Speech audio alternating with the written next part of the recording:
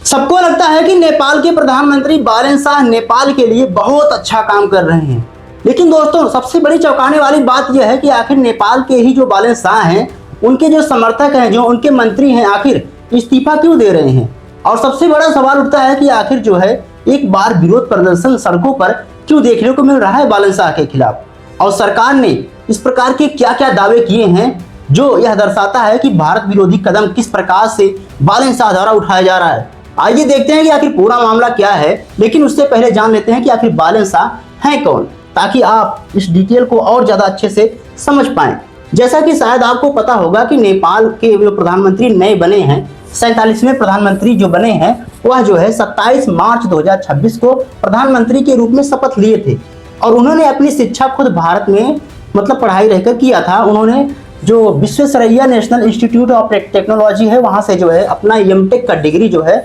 वहां से हासिल किया था। आपको शायद पता होगा कि यह जो है महाराष्ट्र यानी कि नागपुर में है, और यहाँ से जो है शिक्षा उन्होंने अपनी पूरी की थी। उसके बाद जो बालेन शाह की जो बैकग्राउंड है, वह जो है राजनीति में जब उनकी एंट्री नहीं हुई थी, उसके पहले जो है वह जो है इंजीनियर थे और एक रैपिंग करते थे, मतलब एक सिंगर भी थे।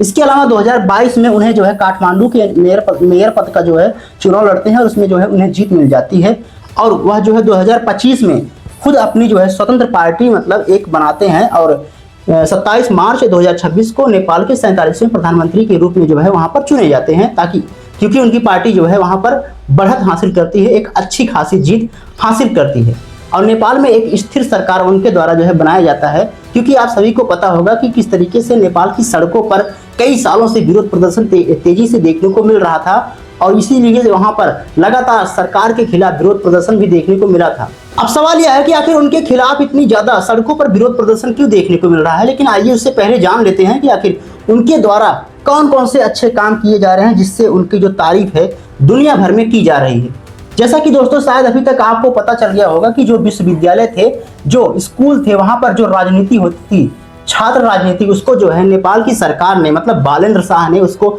बैन कर दिया है। इसके अलावा दूसरा सबसे बड़ा जो अच्छा काम किया गया है उनके द्वारा, कक्षा 5 से जो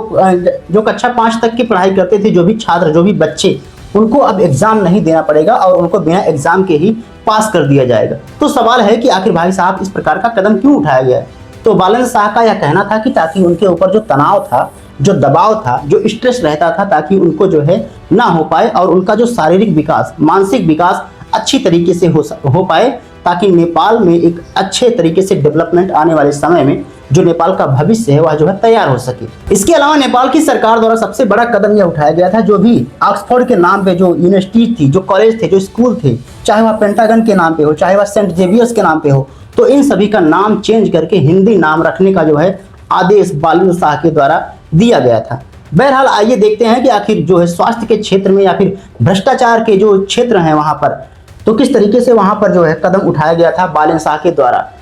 तो शायद अभी तक आपको यह पता चल गया होगा कि जो गरीबों के लिए वहां पर मुफ्त उपचार की सुविधा जो है करा दी गई है बालेन शाह के द्वारा, और जो गरीबों के लिए हॉस्पिटल में 10% जो सीटें थी वहां जो है रिजर्व कर दी गई हैं, ताकि गरीब अपना इलाज कभी भी यहाँ आकर करवा पाए। इसके अलावा जो 68 अस्पताल थे नेपाल में, उस पर जो है कार्रवाई का आदेश दिया गया है, क्योंकि वह नियमों का उल्लंघन कर रहे थे, अच्छी तरीके से मरीजों का अस्पताल नहीं चला रहे थे, मतलब उनकी देखभाल नहीं की जा रही थी। और इसके अलावा सबसे बड़ा कदम जो है नेपाल की सरकार द्वारा यह उठाया गया है कि स्वास्थ्य के क्षेत्र में लगभग 90 मिलियन रुपए जो है का बजट जो है आवंटित किया गया है, ताकि इस पर और ज्यादा खर्चा किया जा सके और ज्यादा इन्वेस्ट किया जा सके। बहरहाल आइए देखते हैं कि आखिर भ्रष्टाचार के क्षेत्र में नेपाल की सरकार द्वारा कौन कौन से कदम उठाए गए हैं। तो आपको शायद अभी तक यह जानकारी होगी या फिर नहीं, लेकिन आइए देखते हैं। जैसा कि शायद आपको पता होगा कि जो नेपाल के लगभग 7 प्रधानमंत्री थे पूर्व में जो रह चुके थे, उनके ऊपर भी उनको भी जांच के दायरे में जो है रखा गया है। चाहे वह पुष्प कमल दहल प्रचंड रहे हो प्रधानमंत्री के रूप में, चाहे वह माधव कुमार नेपाल रहे हो, चाहे वह केपी शर्मा ओली रहे हो, चाहे सुशील कोइराला रहे हो, मतलब ऐसे कई जो जिनके ऊपर आरोप लगे थे, उनको जो है वहां पर भ्रष्टाचार के जो आरोप लगे थे उनकी जांच करने के लिए बालेन्द्र शाह ने आदेश दे दिया है। इतना ही नहीं दोस्तों, सबसे बड़ा सवाल यह भी है, सबसे बड़ी चौंकाने वाली बात यह भी है कि जो नेपाल की प्रधानमंत्री मतलब नेपाल की जो राष्ट्रपति रह चुकी हैं, मतलब विद्या देवी भंडारी, उनके ऊपर भी जो है जांच का आदेश जारी किया गया है।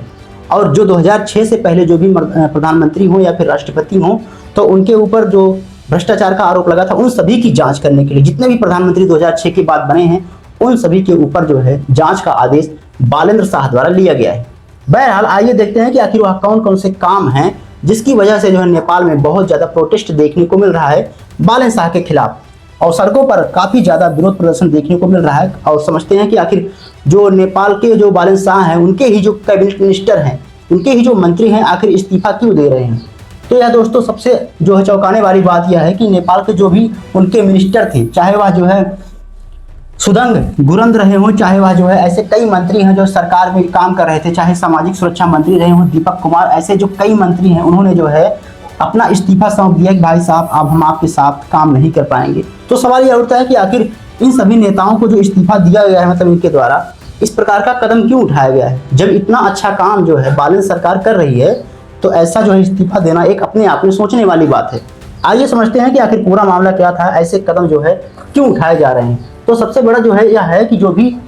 इसका खिलाफ जो विरोध प्रदर्शन देखने को मिल रहा है, तो सबसे बड़ा जो है यह आरोप लगाया जा रहा है, यह जो है कहा जा रहा है सरकार के ऊपर कि जो भी भारतीय वाहन थे, मतलब भारत की जो गाड़ियां थी जो भारत में पंजीकृत थी, मतलब जो रजिस्टर्ड था, उनको जो है परमिशन से रोक दिया गया है। मतलब वह नेपाल में अब दोबारा एंट्री नहीं कर पाएंगे, उसको पूरी तरीके से प्रवेश करने के लिए बैन कर दिया गया है बालेंद्र सरकार के द्वारा। और इसका भी एक वजह है कि इसी की वजह से भी वहां पर प्रोटेस्ट देखने को मिल रहा है सड़कों पर, क्योंकि जो भी महंगाई था, आवश्यक वस्तुएं थी, उस पर कस्टम ड्यूटी जो है लगभग जो है 80% बढ़ा दिया गया है। मतलब जो अगर सामान जो है नेपाल में 100 रुपये का मिलता है और भारत में जो नेपाल में सामान 100 रुपये का मिलता है, अगर वह भारतीय है और जो 100 रुपये से ज़्यादा है उस पर जो है आपको 80% जो है टैक्स भाई साहब देना पड़ेगा। और उसकी वजह से भी विरोध प्रदर्शन काफ़ी ज़्यादा देखने को मिल रहा है कि आप इस प्रकार का कदम क्यों उठा रहे हैं, क्योंकि नेपाल में भी आपको पता होगा कि किस प्रकार से वहाँ पर डेवलपमेंट हो रहा है, किस प्रकार से वहाँ पर गरीबी है। तो ऐसे में सबसे बड़ा सवाल यह भी है कि भाई साहब अगर हम यहाँ से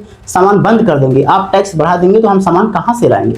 क्योंकि चाहे वह खाद हो, चाहे वह स्वास्थ्य से संबंधित दवाएं हों, तो ये सभी लगभग जो है नेपाल के लोग जो है आकर भारत में लेते हैं जब अगर उनको इलाज नहीं मिल पाता है अच्छे से। इसके अलावा ये सभी कदम उठाने से जो है वहाँ पर जो व्यापारी हैं, जो भारत में व्यापार करते हैं, छोटे छोटे स्थानीय व्यापारी हैं, जो नेपाली हैं, जो भारत में आकर अपना सामान बेचते हैं, तो उनको भी बहुत ज़्यादा घाटा लगने वाला है। और इसकी वजह से भी विरोध प्रदर्शन काफ़ी ज़्यादा तेज़ी से देखने को मिल रहा है, क्योंकि जो भी गाड़ियाँ हैं भाई साहब वह जो है नेपाल में दोबारा एंटर नहीं कर पाएंगी, मतलब प्रवेश नहीं कर पाएंगे। जितने भी भारतीय वाहन होंगे उनको जो है बंद कर दिया गया है। इतना ही नहीं दोस्तों, यह जो है बालेंद्र सरकार के खिलाफ विरोध प्रदर्शन और ज़्यादा इसलिए भी देखने को मिल रहा है क्योंकि कई जो है निर्णय जो लिए गए हैं बालेंद्र सरकार के द्वारा वह काफ़ी ज़्यादा भारत विरोधी हैं, क्योंकि वहाँ पर जो कस्टम ड्यूटी 80% लगाया गया था, इसकी वजह से भी सीमावर्ती क्षेत्रों में चाहे वह सामाजिक रूप से या फिर आर्थिक रूप से जो संबंध भारत और नेपाल के जो है पूरी तरीके से खराब हो रहे हैं। इसका आरोप जो है लगाया जा रहा है सरकार के ऊपर। इसकी वजह से भी विरोध प्रदर्शन देखने को मिल रहा है।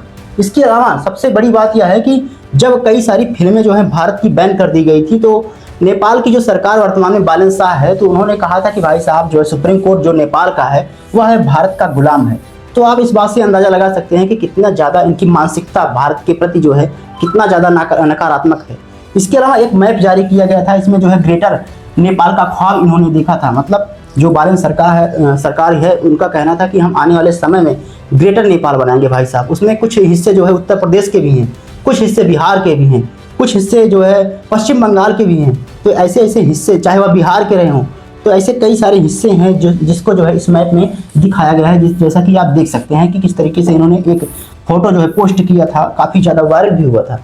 और इसी वजह से भी ज़्यादा विवाद खड़ा हो रहा है कि ताकि भारत और नेपाल का जो संबंध है उस पर जो है नकारात्मक असर दिखाई दे रहा है, और गरीबी जो है भुखमरी नेपाल में और ज़्यादा देखने को मिल सकती है, जिस प्रकार से बालेंद्र सरकार के द्वारा ऐसे कठोर कदम उठाए जा रहे हैं। बाकी दोस्तों आपको क्या लगता है कि विरोध प्रदर्शन होने के पीछे और क्या कारण हो सकते हैं, कमेंट बॉक्स में जरूर बताइएगा। मिलते हैं अगली वीडियो में, तब तक के लिए जय हिंद, जय भारत।